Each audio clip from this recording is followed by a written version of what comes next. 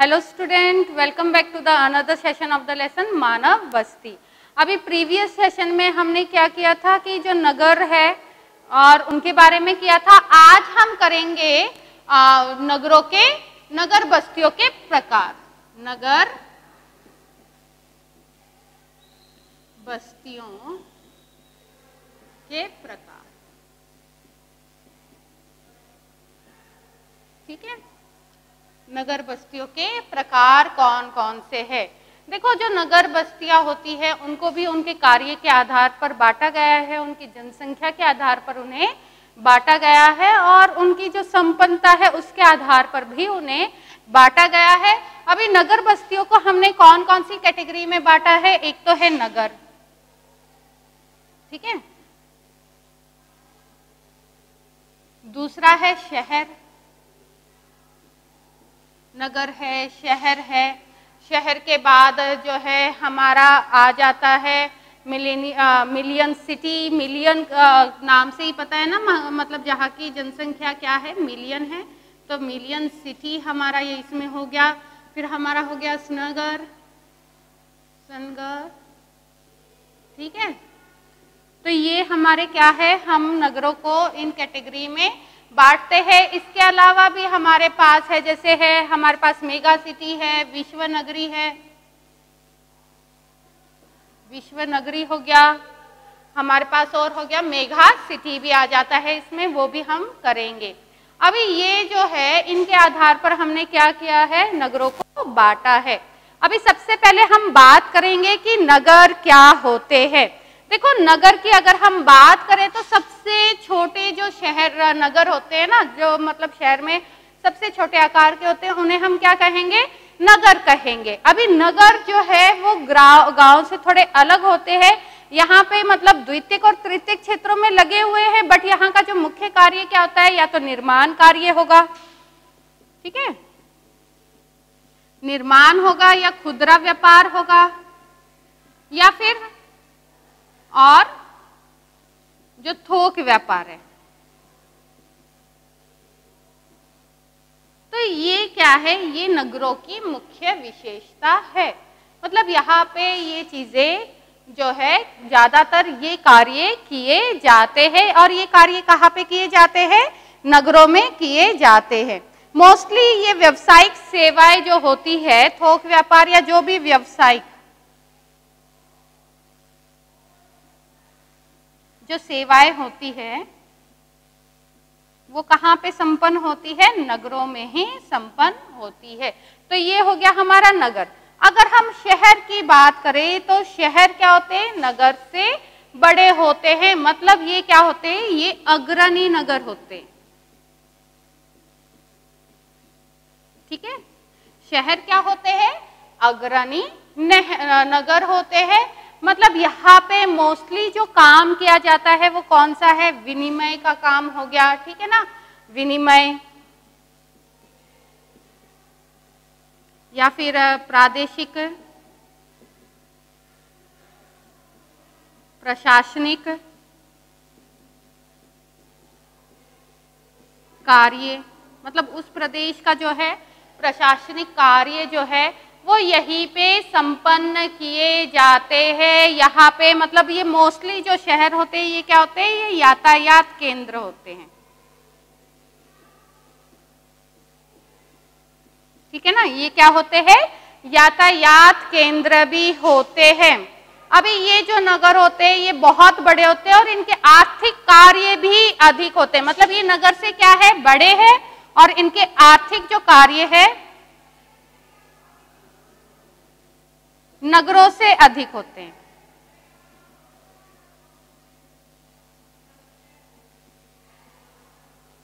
ठीक है।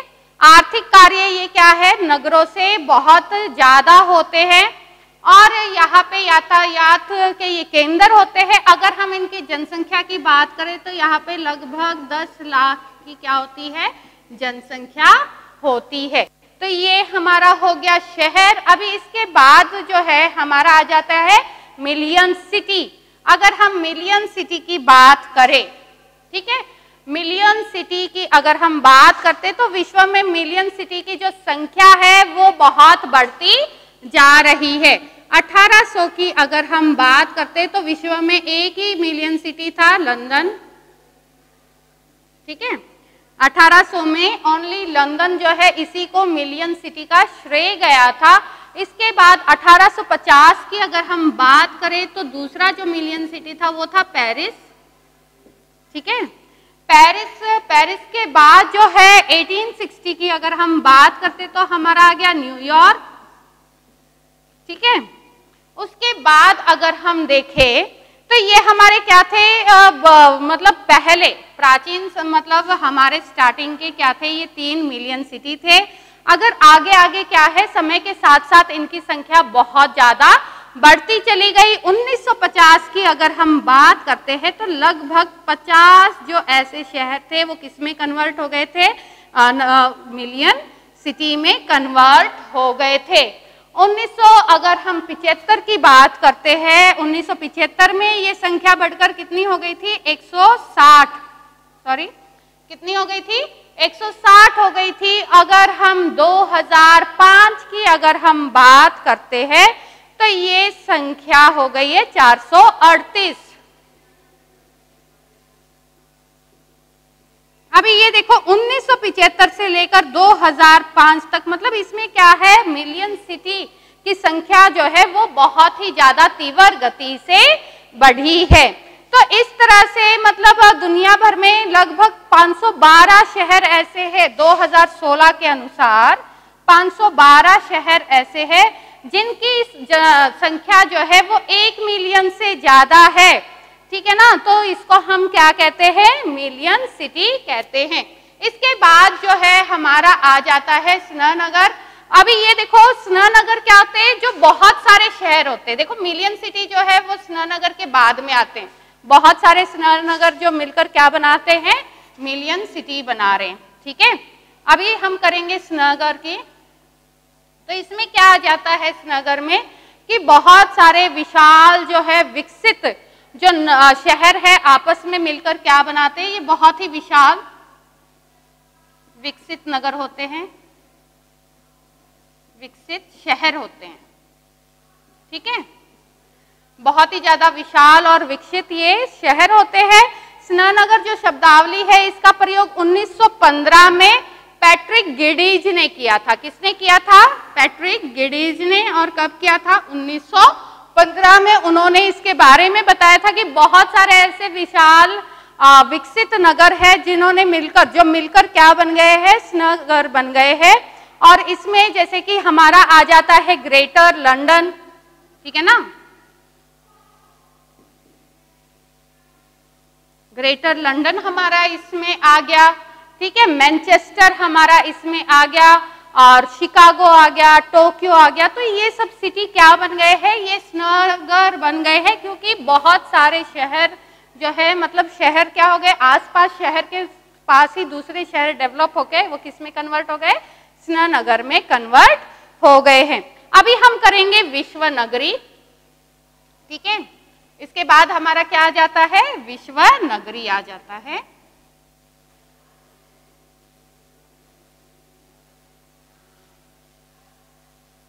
देखो नाम से ही पता चल रहा है, विश्व नगरी, क्लियर। अभी अगर हम विश्व नगरी की बात करते हैं तो विश्व नगरी जो शब्द है वो मेगालोपोलिस,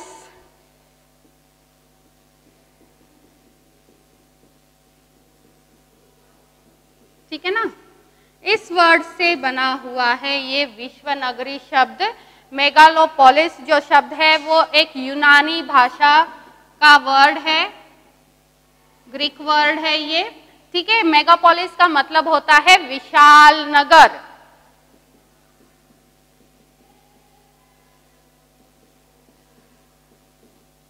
क्लियर। अभी ये जो विशाल नगर है इसे हम क्या कहेंगे, विश्व नगरी कहेंगे। 1957 में जीन गॉटमैन ने जो है कहा था कि यह जो है महानगर प्रदेश होता है। क्या होता है ये, महानगर, मतलब नगरों में भी, नगरों के नगर मतलब बहुत बड़ा जो नगर होगा हम उसे क्या कहेंगे, महानगर होता है। और जिसमें महानगर में क्या होता है, बहुत सारे नगरों के समूह होते हैं। अभी हमने किया था ना, हमने क्या किया था कि जो नगर होते हैं, नगर से बड़े हो गए शहर, शहरों के समूह को हमने नगर में कन्वर्ट कर दिया था। अभी इसमें महानगर में क्या होते हैं, नगरों के बहुत बड़े समूह होते हैं। जैसे कि अभी आपने इसका एक अच्छा उदाहरण क्या है, United state of America, USA, संयुक्त राष्ट्र अमेरिका जो है, क्योंकि इसके जो दक्षिण में है वॉशिंगटन है और उत्तर में बॉस्टन है, तो इन सभी ने मिलकर इसे क्या बनाया है, विश्व नगरी में कन्वर्ट कर दिया गया है। इसके बाद हमारा विश्व नगरी के बाद हमारा आ जाता है mega city. Mega city, mega city, ठीक है। अभी अगर हम मेगा सिटी की बात करते, वितरण की बात करते, तो ये उन नगरों के लिए प्रयुक्त की जाती है जिनकी जनसंख्या मुख्य नगर, मतलब इनकी जो जनसंख्या होती है वो क्या होती है, वो मुख्य नगर व प्लस इसमें क्या होते हैं, उपनगर से मिलकर बनी है, ठीक है ना। जो मुख्य नगर है, बड़े बड़े नगर है, जो उपनगर है, उनसे मिलकर बनी है और इनकी जनसंख्या लगभग क्या होती है, 1 करोड़ के बराबर होती है। 1 करोड़ या 1 करोड़ से ज्यादा भी इनकी क्या हो सकती है, जनसंख्या हो सकती है। 1950 में सबसे पहला जो मेगा सिटी बनने का श्रेय था वो किसे गया था, न्यूयॉर्क को, ठीक है, न्यूयॉर्क को गया था ये श्रेय। तो 1950 में सबसे पहले मेगा जो सिटी बना था वो कौन सा था, न्यूयॉर्क था। वर्तमान में अगर हम बात करते हैं तो कितनी मेगा सिटी है, 25 मेगा सिटी है। अभी जो है बहुत सारे ऐसे देश है जो विकासशील देश है, वहां पे भी मेगा सिटीज बनती जा रही है। तो ये हो गए हमारे नगर बस्तियों के प्रकार। अभी इसके बाद हमारा आ जाता है नगर बस्तियों की समस्याएं। देखो जहां पे कोई भी जगह है प्रॉब्लम्स वहां पे होती रहती है, ठीक है ना। विकासशील देशों में नगर बस्तियों की समस्याएं, ठीक है। नगर बस्तियों की समस्याओं के बारे में हम करेंगे, समस्याएं। अभी ये देखो जो लोग नगरों में रह रहे हैं वहां पे भी बहुत सारी समस्याएं, ग्रामीण क्षेत्रों में भी बहुत सारी समस्याएं थी, इसी तरह नगर क्षेत्रों में भी बहुत ज्यादा समस्याएं। देखो जो कॉमन समस्या है जैसे कि प्रदूषण की समस्या है, नगरों में जनसंख्या वृद्धि बहुत ज्यादा होती जा रही है, ठीक है ना। वहां पे मतलब पेयजल है, पीने के पानी की भी प्रॉब्लम है, और वहां पे जो बस्तियां है आपने देखा होगा ना, तो बहुत सारी मतलब बस्तियां जो है वो बहुत ही ऐसे गंदे एरिया में स्थापित की गई है। तो उस एरिया का पानी भी क्या होता है, स्लम्स वगैरह बहुत ज्यादा होते हैं, स्लम्स। तो इसके कारण जो है बहुत सारी प्रॉब्लम्स जो है ये यहाँ पे क्रिएट होती है। अगर हम विकासशील देशों की बात करें तो कई प्रकार की समस्याएं, जैसे अवहनीय जनसंख्या, अवहनीय जनसंख्या मतलब जनसंख्या वृद्धि, बहुत ज्यादा जनसंख्या है नगरों की बढ़ती जा रही है, जिसके कारण बहुत ज्यादा क्या हो रहा है, केंद्रीकरण वहां पे होता जा रहा है नगर बस्तियों में, और समस्या बहुत ज्यादा बढ़ती जा रही है। अभी देखो जनसंख्या बढ़ेगी तो वहां पे रहने की, खाने पीने की, ठीक है, रोजगार की, वहां का जो वातावरण है, स्वास्थ्य है, ये सारी समस्याएं क्या होती है वहां पे पनपने स्टार्ट हो जाती है। गंदी जैसे गलियां है सॉरी, और पीने योग्य जल जैसी सुविधाएं है, तो ये जो है यहाँ पे बहुत ज्यादा हो जाती है। अभी नेक्स्ट अगर हम इसमें बात करते हैं तो नगरीय बस्तियों की समस्या में हमारी आ जाती है आर्थिक समस्या। अभी हमने देखा है कि किस तरह से जनसंख्या बढ़ रही है, बहुत सारी जो है अनियोजित मतलब नगर है, इसमें जो शहर बढ़ते जा रहे हैं, और यहाँ पे क्या है जो गलियां हैं बहुत ही संकुचित है, मतलब बहुत ही पतली गलियां हैं, बहुत ही ज्यादा भीड़ भड़ाका हो जाता है, ठीक है। तो बहुत ही बड़ा स्लम्स वगैरह एरिया बन जाता है, और जो है अशुद्ध जल की यहाँ पे क्या हो जाती है, बढ़ोतरी हो जाती है, जिससे स्वास्थ्य जो है लोगों का बहुत ज्यादा खराब हो जाता है, बहुत ज्यादा प्रदूषण बढ़ रहा है। अभी इसी के कारण आर्थिक समस्या पैदा होती है। देखो आर्थिक समस्या क्यों पैदा हो रही है, क्योंकि हमारे जो ग्रामीण क्षेत्र है वहां पे लोगों को रोजगार की अपॉर्चुनिटी नहीं है, ठीक है। तो वो लोग रोजगार प्राप्त करने के लिए कहाँ पे जा रहे हैं, शहरों की तरफ जा रहे हैं, नगरों की तरफ जा रहे हैं। तो नगरों की तरफ जब वो बढ़ जाते हैं तो ऑटोमेटिकली वहां पे जो है इन लोगों को बहुत ज्यादा मतलब टाइम लगता है जॉब देखने के लिए, और ये क्या होते हैं, ये लोग होते हैं अनस्किल्ड होते हैं। तो मजदूर की तरह अगर वो वहां पे काम कर रहे हैं तो वहां पे रोजगार की जो समस्या है वो बहुत ज्यादा बढ़ जाती है, क्योंकि जनसंख्या बढ़ने के साथ साथ रोजगार के जो अवसर है वो क्या हो जाते हैं, घट जाते हैं।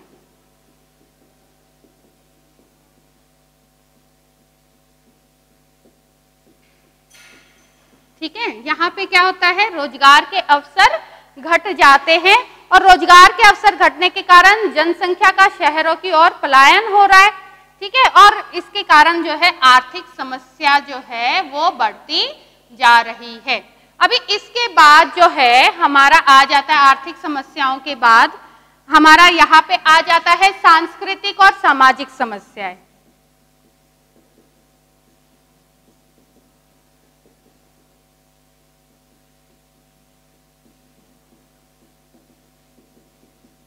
ठीक है, सांस्कृतिक, सामाजिक और सांस्कृतिक समस्याएं। अभी जैसे जैसे जनसंख्या नगरों की क्या हो रही है, बहुत ज्यादा बढ़ती जा रही है, तो विकासशील जो देश है वो क्या है, विभिन्न जो सामाजिक बुराइयां है उनसे ग्रस्त होते जा रहे हैं। देखो क्यों होते जा रहे हैं, क्योंकि यहाँ पे जनसंख्या बहुत बढ़ रही है, रोजगार के अवसर कम है, तो लोग ऑटोमेटिकली क्या है, गलत कार्य में इन्वॉल्व हो जाते हैं, तो जिसके कारण सामाजिक बुराइयां भी बहुत ज्यादा बढ़ती जा रही है। और अपर्याप्त वित्तीय साधनों के कारण जो बहुसंख्यक निवासी है उनका जो सामाजिक जो ढांचा है, वो जो आधारभूत ढांचा है वो भी क्या होता जा रहा है, कम होता जा रहा है। और इसमें जैसे कि शिक्षा संबंधी समस्याएं है, ठीक है ना, लोगों को जो है शिक्षा के अवसर बहुत कम प्राप्त हो रहे हैं, स्वास्थ्य संबंधी समस्याएं है, तो इस टाइप की समस्या क्या होती जा रही है, क्रिएट होती जा रही है, और जो बहुत ही निराशाजनक है। बेरोजगारी और जो शिक्षा है उसकी कमी के कारण क्या हो गए हैं, यहाँ पे अपराध अधिक हो जाते हैं, ठीक है ना। सामाजिक सांस्कृतिक समस्याओं में क्या है, बेरोजगारी बढ़ रही है, पॉपुलेशन ज्यादा बढ़ेगी, रोजगार के अवसर कम होंगे, जिसके कारण बेरोजगारी बढ़ेगी, बेरोजगारी बढ़ रही है, शिक्षा की कमी है, तो इसलिए लोग जो है वो आपराधिक कार्य में लग जाते हैं और अपराध यहाँ पे बढ़ जाते हैं। इसके बाद हमारा आ जाता है पर्यावरण संबंधी समस्या। अभी ये देखो जो हमारा पर्यावरण है,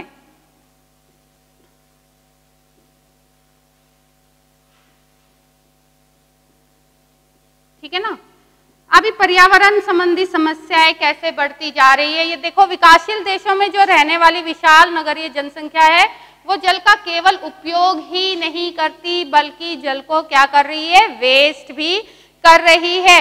अभी वो जल के एवं सभी प्रकार के व्यय पदार्थ का निस्तारण भी करती है, मतलब हम जल को यूज भी कर रहे हैं, और जो हमारा वेस्ट जो वाटर है, जो जल है, हम उसका क्या करते हैं, निस्तारण करते हैं, और हम ऐसी जगह करते हैं जिसके कारण हमारे पर्यावरण की समस्याएं बहुत ज्यादा बढ़ रही है। अभी ये देखो कई बार क्या होता है, अनेक नगरों में पीने योग्य पानी का न्यूनतम आवश्यकता की पूर्ति तथा घरेलू और औद्योगिक उपयोग के कारण, मतलब हम क्योंकि शहरों में उद्योग भी स्थापित किए गए, तो वो भी अपना पानी जो है वो कहाँ छोड़ते हैं, नदियों वगैरह में डाल देते हैं वो गंदा पानी, जिसके कारण भी पर्यावरण समस्याएं बढ़ती जा रही है, और जो जल है वो क्या हो रहा है, दूषित होता जा रहा है।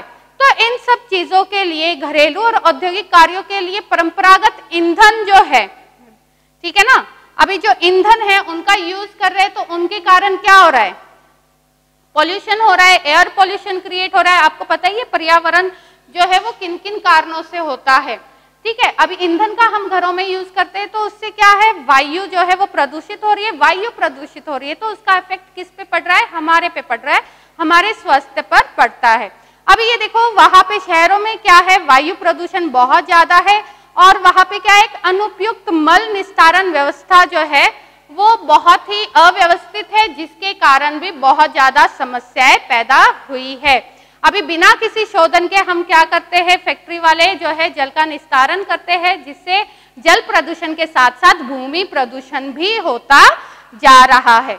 अभी ये तो थी बहुत सारी समस्याएं। इसके बाद अगर हम बात करते हैं तो क्या आ जाता है कि हमारे जो समान है संसाधन, और अगर हम मनुष्य की बात करते हैं तो जो संसाधन है वो मनुष्य में समान रूप से डिस्ट्रीब्यूटेड नहीं है, जिसके संचालन के द्वारा शहर, नगर और ग्रामीण बस्ती आपस में एक दूसरे से जुड़ी हुई है। किसके कारण? संसाधन के कारण। ठीक है ना। संसाधन के कारण जो है मानव जो है वो नगर, बस्ती, ग्रामीण क्षेत्र है, शहर है, ये सभी क्या है, इनसे जुड़े हुए हैं। मानव बस्तियों को बनाए रखने के लिए नगरीय ग्रामीण जो व्यवस्था है, संपर्क है, वो बहुत अत्यंत आवश्यक है। अभी इन संसाधनों को हमें क्या करना चाहिए? अच्छे से यूटिलाइज किया जाना चाहिए। देखो, अगर नगरों की जनसंख्या को कम करना है तो यातायात के साधन जो है उनको बढ़ावा दिया जाए, ताकि लोगों को एक ग्रामीण क्षेत्र से वो नगरीय क्षेत्र में जाकर भी नौकरी कर सकते हैं और वापस जो है अपने ग्रामीण क्षेत्र में आ सकते हैं। तो ये इस टाइप की चीजों को अगर हम बढ़ावा देते हैं तो जनसंख्या को भी कंट्रोल किया जा सकता है, और वहां पे जो है जो पर्यावरण की जो समस्या उत्पन्न हो रही है उस चीज को भी कम किया जा सकता है। और आगे अगर हम देखें इसी में, तो हमारा जो योगदान है, संपर्क है, तो वो ऐसा होना चाहिए कि हम इन समस्याओं को दूर करके पूरा क्या कर सके, लाभ उठा सके। यहाँ पे जो शिक्षा का स्तर है उसको सुधारा जा सके, ताकि रोजगार के अवसर जो है वो क्रिएट कर सके। क्योंकि शिक्षा का स्तर हमारा अच्छा होगा तो रोजगार का स्तर लेवल भी हमारा क्या होगा, बढ़ेगा। और जो है स्किल्ड अगर पीपल है, कौशल युक्त व्यक्ति है, तो वो इन सारी चीजों को क्या है, समस्याओं को ध्यान में रखकर कार्य करेगा। अभी देखो, नगरीय रणनीति की योजना भी बनाई गई है। नगरीय रणनीति की योजना के अनुसार संयुक्त राष्ट्र विकास कार्यक्रम, संयुक्त राष्ट्र विकास कार्यक्रम शुरू किया गया है नगरीय रणनीति को बनाने के लिए। ठीक है, अभी इसमें कौन कौन सी चीजों को प्राथमिकता दी गई है? सबसे पहले है नगरीय निर्धन जो है उनके लिए आश्रय स्थल बनाना। अभी देखो, नगर में रहने वाले जो निर्धन लोग हैं वो कहाँ पे रहते हैं? स्लम्स में रहते हैं। स्लम्स में बहुत गंदगी फैली हुई होती है, जिससे जो है उनके हेल्थ पे बुरा इफेक्ट पड़ता है। वो लोग अशिक्षित भी होते हैं। तो सबसे पहले उन लोगों के लिए क्या बनाना है? आश्रय स्थल बनाना है, जहां पे वो अच्छे से रह सके। फिर है आधारभूत नगरीय सुविधाएं, जैसे आधारभूत नगरीय सुविधाएं या आधारभूत सुविधाएं जो हमें, हमारी जो बेसिक नेसेसिटीज है, देखो रोटी, कपड़ा, मकान है, उसके अलावा भी शिक्षा है, स्वास्थ्य है, ये हमारे क्या होती है? बेसिक नेसेसिटीज होती है। तो आधारभूत जो नगर सुविधाएं जैसे प्राथमिक स्वास्थ्य, स्वच्छ जल, सफाई, ठीक है ना, और शिक्षा, ये चीजें भी यहाँ पे क्या की जाए, लोगों को प्रोवाइड की जाए। नेक्स्ट हमारा इसमें आ जाता है महिलाओं की मूलभूत सेवाओं तथा राजकीय सुविधाओं तक पहुंच। अभी महिलाओं को भी बहुत सारी मूलभूत सेवाएं प्रोवाइड यहाँ पे की जाती है, उनकी एक्स्ट्रा केयर की जाती है। ठीक है, ऊर्जा उपयोग है, ऊर्जा का मतलब है इलेक्ट्रिसिटी है, वो प्रोवाइड करवाना, शहरों में उचित इलेक्ट्रिसिटी है, जल व्यवस्था प्रोवाइड करवाना, और जो है परिवहन तंत्र को क्या करना चाहिए, उन्नत बनाना चाहिए, ताकि हम इन समस्याओं का निवारण कर सके। तो आज का टॉपिक हमारा यहीं पे खत्म हो रहा है। अगर आपको कोई डाउट है तो आप कमेंट कर सकते हैं। Thank you and have a nice day.